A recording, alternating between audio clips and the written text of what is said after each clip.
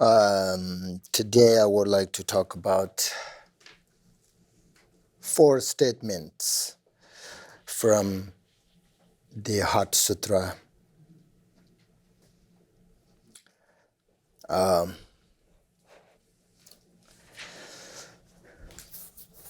We recite Heart Sutra all the time, so I thought maybe this is good topic because Heart Sutra is a very important teaching, and it is a direct realization of emptiness, right? Essence of this teaching, the Heart Sutra, is emptiness. In Tibetan, we say Sherab Sangpo, which means the essence of wisdom. Sangpo means essence. Sherab means wisdom. This is very important practice. This is very important teaching because all Buddhas come from the practice of essence of wisdom. Therefore, do you remember it's called the Great Mother of all Buddhas, right? In Heart Sutra, we say all Great Mother. So, first of all, the Heart Sutra can be understood in terms of 5 topics. If you want to understand, like very not in detail way, Heart Sutra is about. This is easy to remember if you think about like Heart Sutra is about 5 topics. The first, perfect time, perfect teacher, perfect audience, perfect place, and perfect view. So let's say the first is perfect time, because the bodhisattvas and great monks in attendance were ready to practice the teachings of emptiness. So, perfect time. They're ready to practice emptiness. Otherwise, if you can't practice emptiness just right away, right? So you have to prepare and practice preliminaries, all of that. But at this time, this is not Buddha's first teaching, right? This is the second teaching, the way of Dharma. So, disciples of him, this time, like bodhisattvas and great monks are very ready to practice emptiness. So it's perfect time. And then second is perfect teacher. Of course, Buddha himself was there. And then you see in the Heart Sutra, the Avalokiteshvaraya, who embodies all of the compassion of all Buddha. And Shariputra, right? Shariputra was the most important teacher in Hinayana lineage. So these 3, when the Heart Sutra, the second teaching, Buddha himself, then Avalokiteshvara, and then Shariputra. So perfect teachers there. That's the second, I think. And then third is perfect place. You see in the Heart Sutra it says, at Virtue Peak Mountain and Raja Griha. So this is the place. It was the famous city of the king of India. So you see at Virtue Peak Mountain. This means the shape of the rocks at the place look like a flock of vultures. Yeah, this is very important place because frequently, Buddhas and Bodhisattvas visited the Virtue Peak Mountain. But the city name is Rajagriha, which is the king of India. He lived there.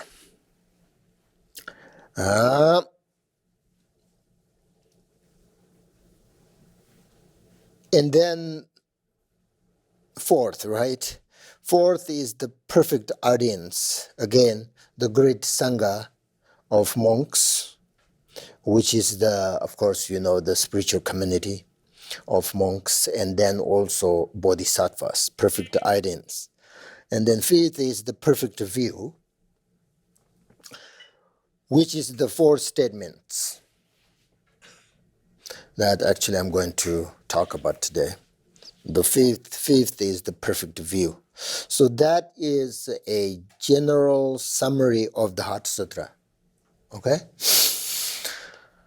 Now, I'm going to talk about little bit about the perfect view, which is the fifth of the perfect view, the topics found in Heart Sutra, perfect view. You see, Heart Sutra says form is emptiness. Emptiness is form. And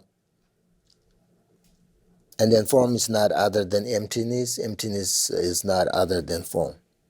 So these are the four statements. These are the essence of this teaching, the Heart Sutra. So it's a very famous teaching.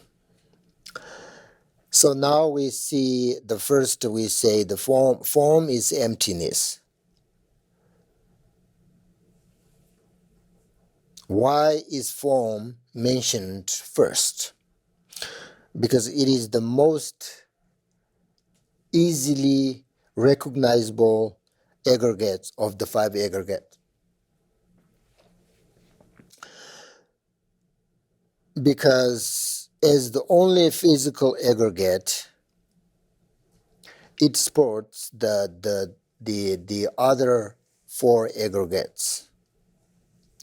So, like, form is like a vessel, and the other four aggregates are like the water in the vessel. So when the vessel is destroyed, then what will happen? The water easily drowns away. So in the same way, when we understand that form is emptiness, and when you destroyed attachment to the form, then it is easy to understand that the other four aggregates are also emptiness.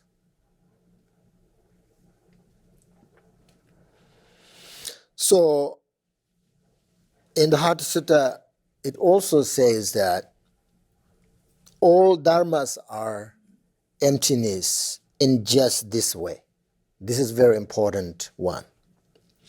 In just this way, it means that everything is emptiness in the same way as form. We're going to talk about form is emptiness. So I'm talking here because the form is the mentioned, the first they mentioned. We have five aggregates, but form is the first. Why? Because in just this way, means form is easy to understand or investigate and understand emptiness.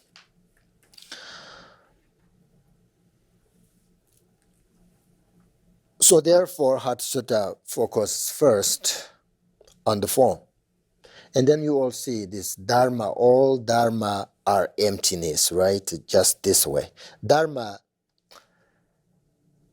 has 10 meanings, right?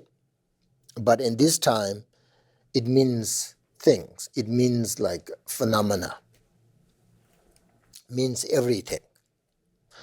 So when you say all dharmas are emptiness, you're saying everything has emptiness as its own nature. That's why Buddha said everything is emptiness. But of course, most people don't really understand that everything depends on other things.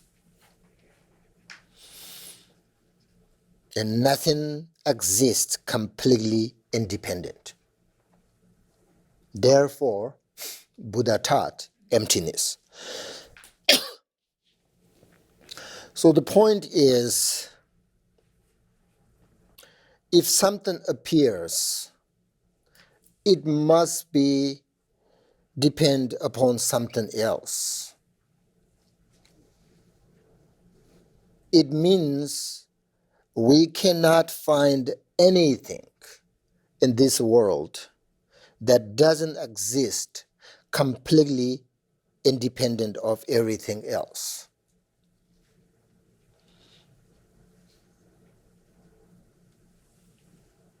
So this is what we mean by emptiness. Do you understand?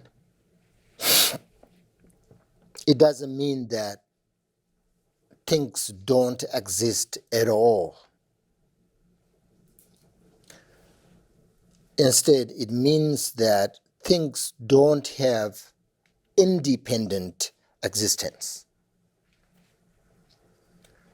which is things can only arise because of so many causes and conditions. That is essence of emptiness, the meaning of emptiness. Therefore, nothing is completely isolated or permanent. So this means emptiness means it is only possible to have appearance when things are dependent on other things. That's why everything can exist interdependently.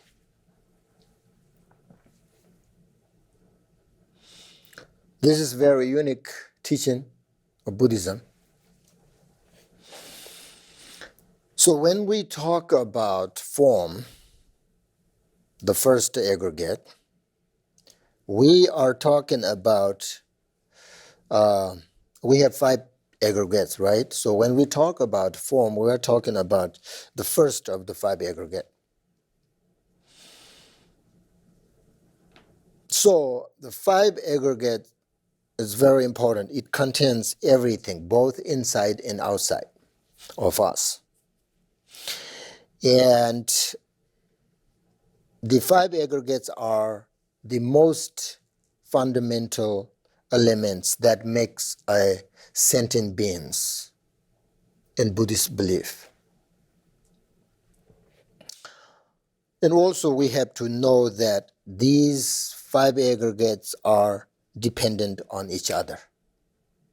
They are all interdependent. For example, first, form. When you have a headache, you will see that your very painful feeling comes from the first aggregate. And then if you look into your head, you will see the painful feeling also comes from your other aggregates. So when you're looking into, for example, one feeling, you can discover everything. But the root of the suffering, the Buddhist point of view, the root of suffering is not the aggregate. It is our grasping. It is our desire. And it is our attachment to them.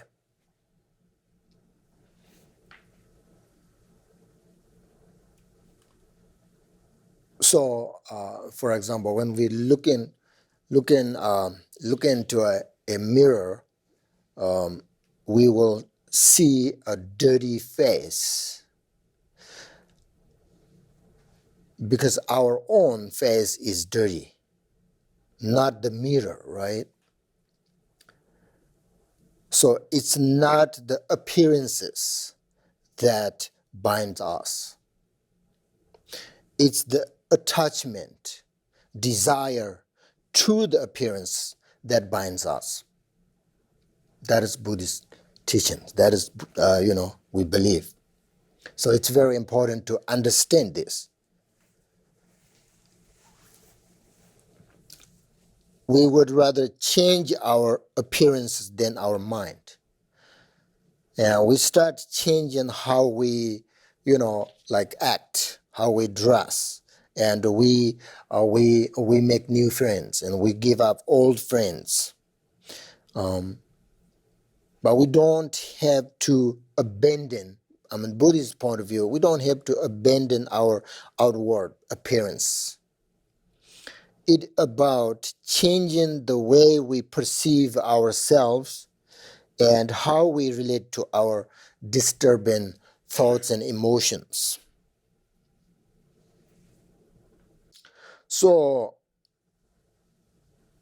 when you look deeply into the reality of the 5 aggregates, you will see the emptiness of self. And then if you practice continually on that reality, you will be liberated from suffering. And that doesn't mean you're abandoning, the 5 aggregates. But you will understand the reality of the self and this emptiness. So that's why form is emptiness. That's why the first aggregate, form, is mentioned first in the Heart Sutra. So important. So it says form is emptiness, right? And emptiness is form. This means that form is not different from emptiness. Emptiness is not different from form. So it's like saying the web is water and water is web. So this means that the ultimate nature of form is emptiness. Therefore, form and emptiness are inseparable in their nature because it is the nature of non-dual reality.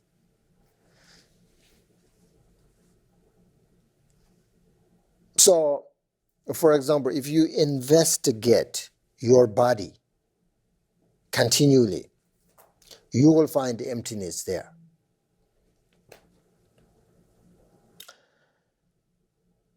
To understand dependent arising can help us to understand the essence of appearance, the essence of appearance means like the essence of, you understand the essence of the relative truth. So which is emptiness. The essence of relative truth is emptiness. So it is important, if you want to understand emptiness, it is important to examine the things we perceive both outside and inside. For instance, in the beginning, when we think of our bodies as a single whole, This is because we have not analyzed it.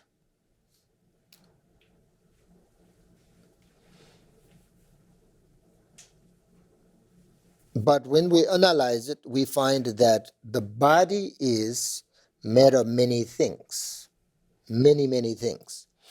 And as we continue to investigate our body,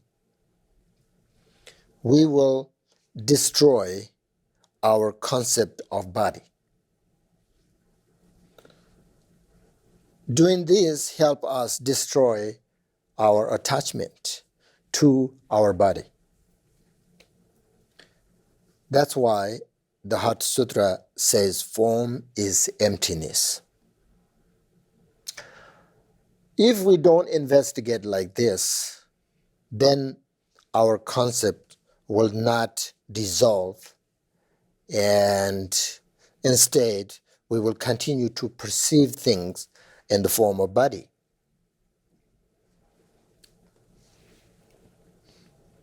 Then the problem is we cannot destroy our afflictions, such as attachment, desire, anger, and grasping. These are the root of suffering. So we have to investigate our body, and we have to destroy the idea of self-existent. And then you will see the body is emptiness. Then you can say that emptiness is body, body is emptiness.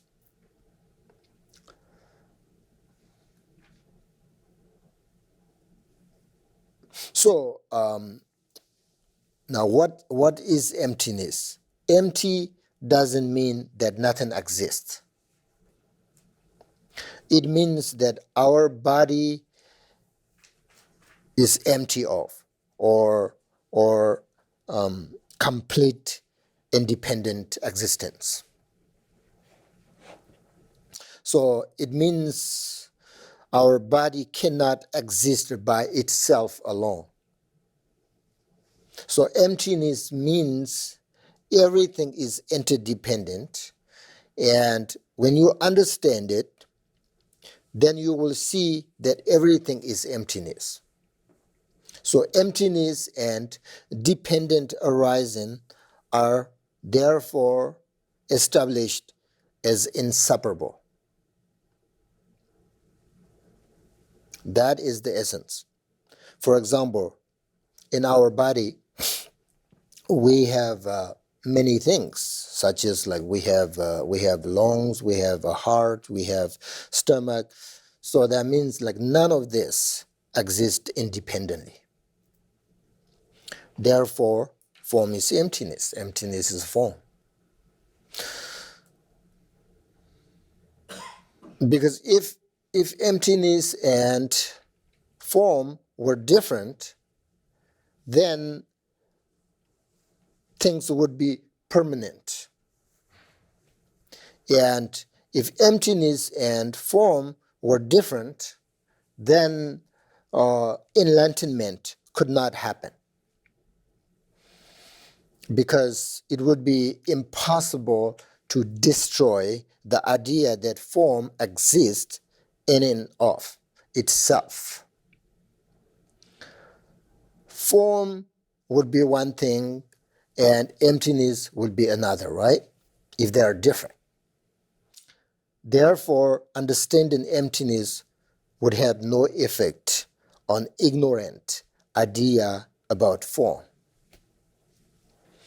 And ignorance would continue and would not be destroyed and replaced by wisdom. And then liberation or enlightenment would not be possible. If you don't destroy the ignorance and don't replace the wisdom, then it's impossible.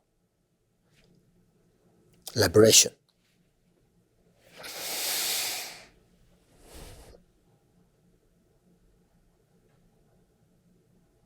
Uh, Relatively, in order to understand emptiness, you have to think about form as your object. Because without dealing with a form, you cannot understand its emptiness. So there is no reason to discuss emptiness without using something as a basis. So, you see, according to Buddhism, emptiness is very important practice.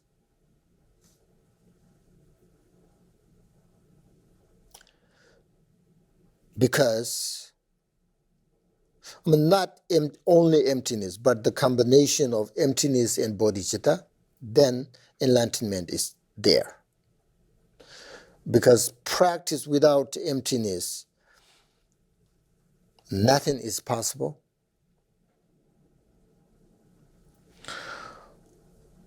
So practice on emptiness is very, very important. You see, Padmasambhava says, when you practice Guru Yoga, Padmasambhava says that it is possible for you to enter my heart if you understand emptiness. That's he said. What does that mean? It is possible you to enter my heart if you understand emptiness. Otherwise, how can you practice Guru Yoga? You see, Guru is lineage, right? Yoga means union and fundamental reality. That is meaning of Guru Yoga, right? So if you practice, like for example, if you practice Guru Yoga, your mind means like your mind will merge completely with your gurus, right?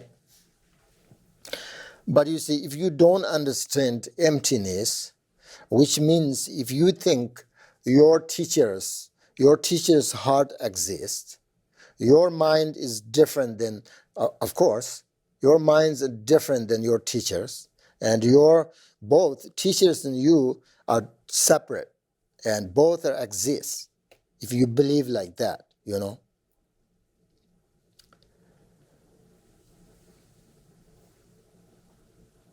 then how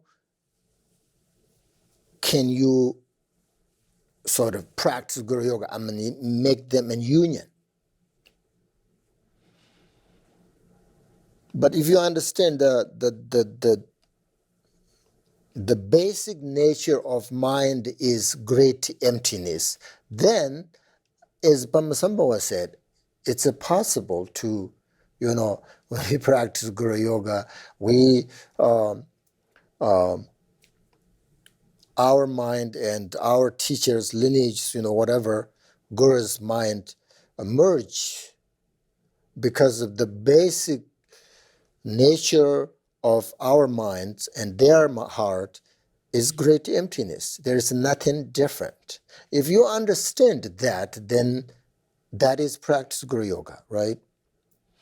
But if we don't understand emptiness, then the genuine practice of Guru Yoga, it's impossible.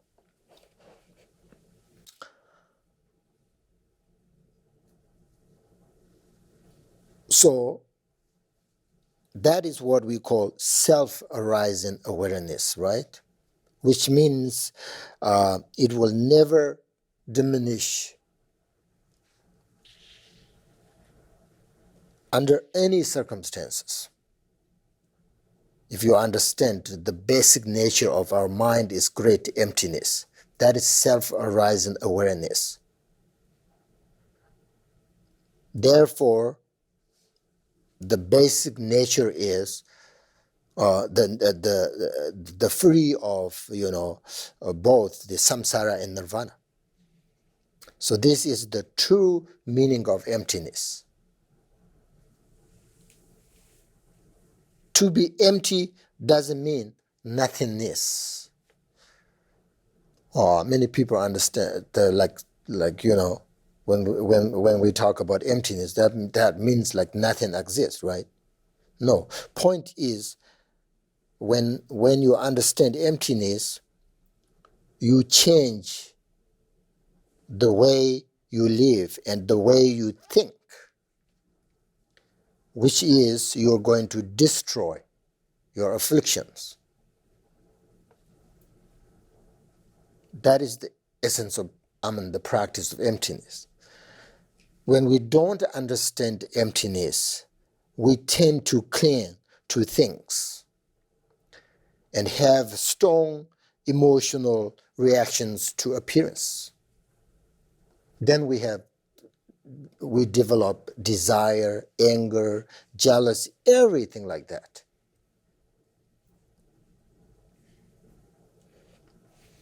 That's why the teachings also says our desire and attachment to the appearance that binds us. But if we recognize and practice emptiness, then we can destroy our emotions. Then you don't have to abandon outside, means like phenomena or appearances.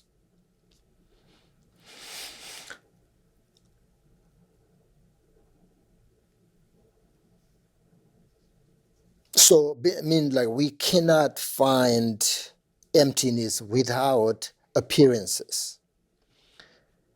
And we cannot find appearance without emptiness.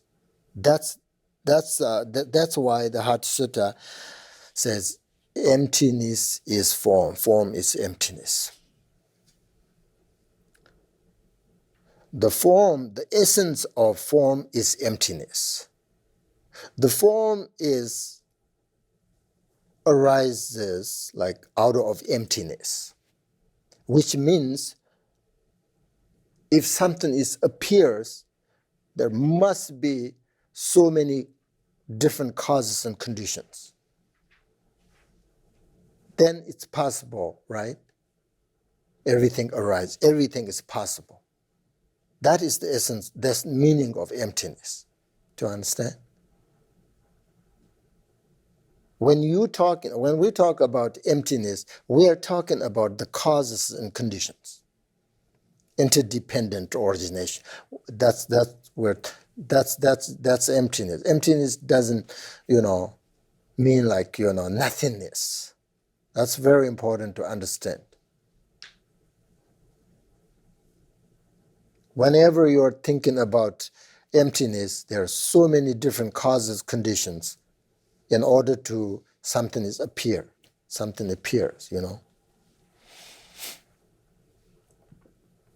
Then you understand a little bit about emptiness.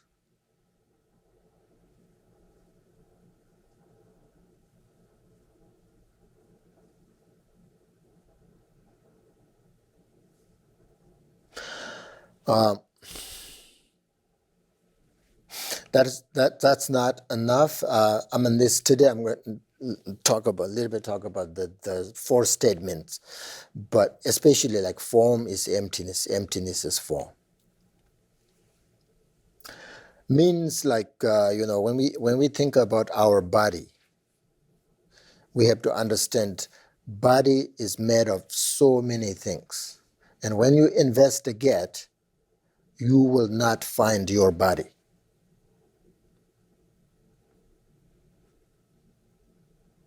And then some people get panic, oh, I'm losing myself. That means you really don't understand emptiness. But when we think about our body, where is our body?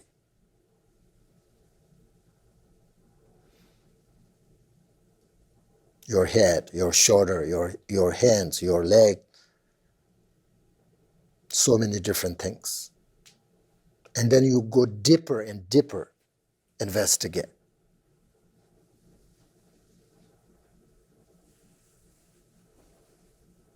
Then eventually you will find emptiness. Means there nothing exists by itself. then if you understand emptiness correctly, you really appreciate the causes and conditions. Without the causes and conditions, nothing is possible.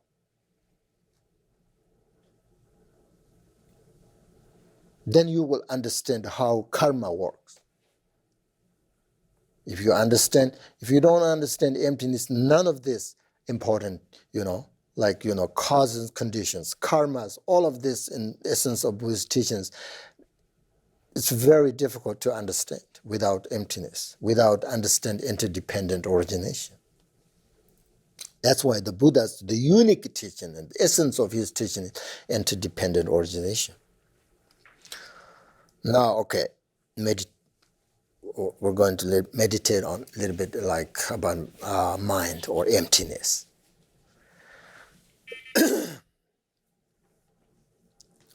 Now, the instruction for the meditation today is looking at your mind,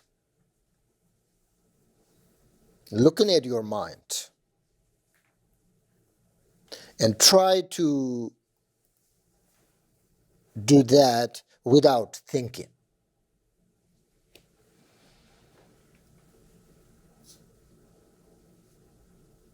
So, means like when you do this, you are already without thought.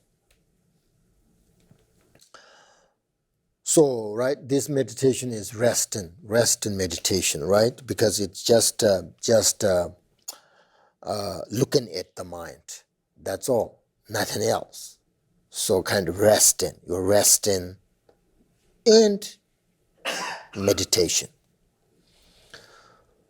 So looking at mind without thinking means like don't make new thoughts, right? Try to don't, new thoughts, and then also don't follow or don't think about existing thoughts. So, just to look at your mind. And once you have a sort of calm mind, then you will be able to practice this meditation, rest in meditation. So, which brings a deeper sort of level of insight, which is direct seeing into the emptiness of mind. So in this way, when you are focusing on your mind, your concentration is very direct towards looking at your essence of the mind. When we say try to not think it, right? Because it doesn't work very well if your mind is disturbed and means having lots of thoughts. So the method is you should meditate for a short time, right? And many, many times, frequently. So just to look at your mind without thinking. And then when thoughts arise, stop there and then try to do it again. That is what I mean by like the practice, the short time and frequently, right? So again, the instruction for the meditation is looking at your mind and try to do that without thinking. That is the instruction. Looking at your mind and try to without thinking. Because in this way, when you are focusing on your mind, your really concentration is direct towards looking at your essence of the mind. So try to do this practice, without thoughts. So which is rest and meditation. If you want, you can a little bit investigate like what the form is emptiness. Emptiness is form. Which means like then it will be different meditation. It's analytical meditation. But when you look at your mind and without thinking, just relax, try to meditate on that. That is rest and meditation. But when you investigate, okay, where is my body? And then you think about head. Okay, where is head? Head is not, it's also when we think about head is single whole, but it's not. It's your eyes are not head, your ears not head, no nose, like that. And then think about like eyes. Where is my eyes? There's so many, your eyes also like made of many things. So you go deeper and deeper, then you will see what will happen. End of what? Like something, you will find something, or you're just thinking like limitlessly. Divide so many different pieces like that, and then you will lose. That's your problem. But if you find something, there's nothing exists by itself. And then I'm very much, attached to my eyes. Why? My eye is not actually exist by itself. So try to bring all of that there, like your afflictions, and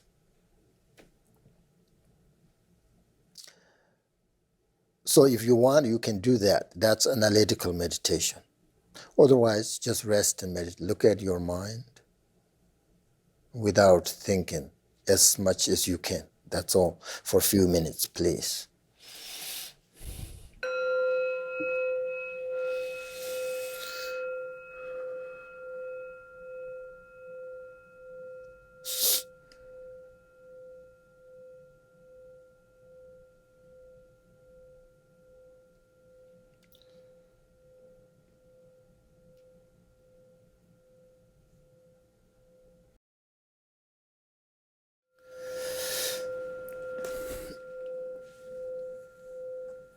Very good.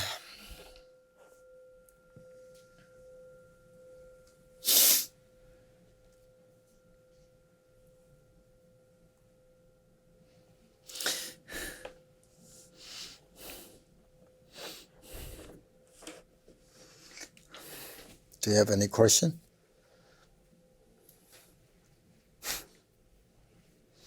About emptiness? About cause and condition? About karma? About interdependent origination? No? All right. No.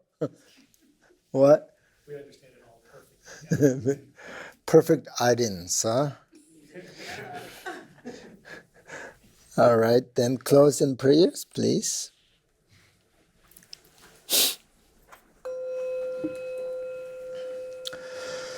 May I attain in each and every life the sublime virtues of existence in peace.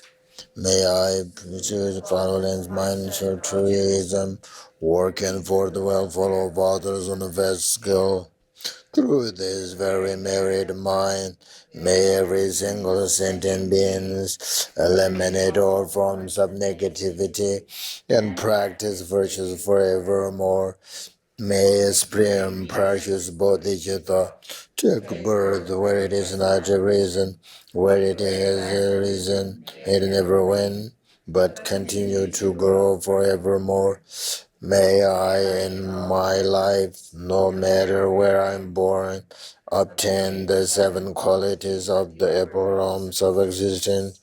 May I meet the Dharma immediately after taking birth and have the freedom of May I please the Sovereign Gurus and day and night dedicate myself to the Dharma. by realizing the Dharma and practice in its innermost essence, may I cross the oceans of conditioned existence in this very life. May I teach the silent Dharma perfectly and never become weary and tired of benefiting others in samsara. Pressure and all compensation activities to benefit others. May all attain enlightenment together.